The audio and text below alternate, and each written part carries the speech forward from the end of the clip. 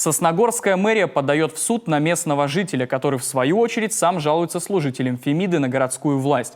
Взяла старт эта комичная история еще 20 лет назад, когда Иван Григорьевич Рубан, тогда обычный житель города, а ныне районный депутат, в 2002 году решил заняться бизнесом. Для реализации своих планов гражданин арендовал у муниципалитета помещение, находящееся в подвале одного из жилых домов 5-го микрорайона.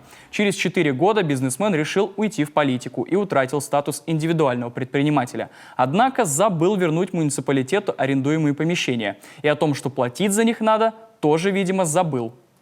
Комитет по управлению имуществом, недополучив денежные средства по аренде этого нежилого помещения, оно очень объемное, там порядка 200 квадратных метров было изначально, обратились в суд, потому что добровольно, согласно договору, платежи в казну городского поселения администрации Сосногорск не поступали.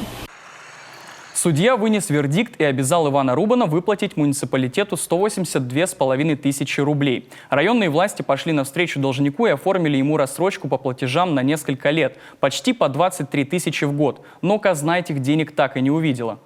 В казну поступили всего 2 платежа, в общей сложности на 1500 рублей, соответственно, в доход казны больше никаких поступлений со стороны Ивана Григорьевича не поступало. Долг Ивана Рубана перед муниципалитетом 196 945 рублей. Один нюанс – взыскать по суду его уже нельзя, так как истек срок давности. Что любопытно, если бы помещения все это время не простаивали, а сдавались в аренду, бюджет Сосногорска получил бы 800 тысяч рублей.